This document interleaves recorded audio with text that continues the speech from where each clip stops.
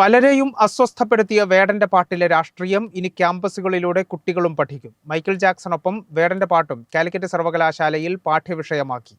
ഭൂമി ഞാൻ വാഴുന്നിടം എന്ന പാട്ടാണ് BA മലയാളം 3ാം സെമസ്റ്ററിന്റെ പാഠ്യപദ്ധതിയിൽ ഉൾപ്പെടുത്തിയിട്ടുള്ളത്.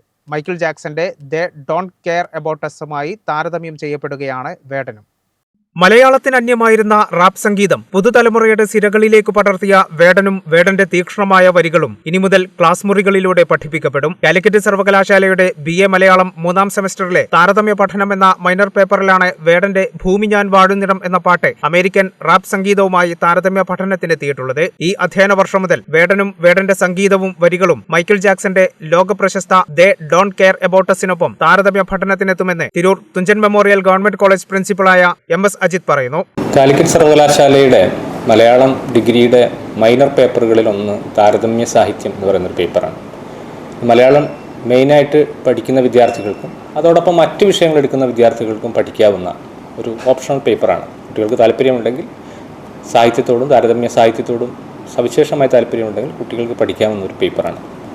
ആ പേപ്പറിൻ്റെ ഒരു കൺസെപ്റ്റ് എന്ന് പറഞ്ഞത് ലോക സാഹിത്യവും ഇന്ത്യൻ സാഹിത്യവും അതോടൊപ്പം ലോകത്തിലുള്ള കലാവിഷ്കാരങ്ങളും ഇന്ത്യയിലുള്ള കലാവിഷ്കാരങ്ങളും ഒക്കെ മലയാളത്തിലുള്ള നമ്മുടെ സാഹിത്യ കലാവിഷ്കാരങ്ങളുമായി എങ്ങനെ ബന്ധപ്പെട്ടിരിക്കുന്നു എന്ന വിഷയത്തെ താരതമ്യം ചെയ്ത് പഠിക്കുക എന്ന ഒരു ഉദ്ദേശത്തിലാണ് ആ പേപ്പർ രൂപീകരിച്ചിരിക്കുന്നത്.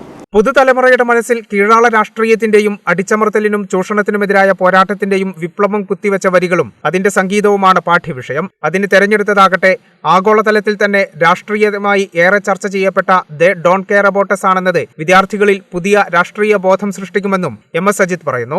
നിലവിൽ തന്നെ നമ്മുടെ പുതിയ തലമുറ വളരെ ആവേശത്തോടു കൂടി ഏറ്റെടുത്തിരിക്കുന്ന ഒന്നാണ് വേടന്റെ പാട്ടുകൾ, വേടന്റെ വരികൾ, അതിന്റെ സംഗീതം ഒക്കെ. സ്വാഭാവികമായും വിദ്യാർത്ഥികൾക്ക് അത് പഠിക്കാൻ കൂടുതൽ താല്പര്യമുണ്ടാവും എന്ന് തന്നെയാണ് ഞാൻ കരുതുന്നത്. കാരണം മലയാള ഭാഷാ പഠനം എന്ന് പറഞ്ഞു കഴിഞ്ഞാൽ 16ാം നൂറ്റാണ്ടിലോ 18ാം നൂറ്റാണ്ടിലോ ഉള്ള സാഹിത്യകൃതികളിലോ മാത്രം ഒതുങ്ങിപ്പോകേണ്ടുന്ന ഒന്നല്ല. 2025 ഏറ്റവും പുതിയ കുട്ടികൾ ഉപയോഗിക്കുന്ന ഭാഷയും കൂടി പഠിക്കേണ്ടതുണ്ട്. അവർ കേൾക്കുന്ന സംഗീതം, അവർക്കിഷ്ടപ്പെടുന്ന സാഹിത്യം തുടങ്ങിയ കാര്യങ്ങൾ കൂടി നമ്മൾ പഠന വിശകലനത്തിന് വേണ്ടിയിട്ട് വരേണ്ടത്. അതിൻ്റെ ഭാഗമായിട്ടാണ് ഇത്തരത്തിലുള്ള ഒരു കാര്യം നമ്മൾ തിരഞ്ഞെടുത്തത്. തീർച്ചയായിട്ടും വിദ്യാർത്ഥികൾ അത് വളരെ ആവേശത്തോടു കൂടി തന്നെ ഏറ്റെടുക്കുമെന്നും പഠിക്കും എന്ന് തന്നെയാണ് കരുതുന്നത്.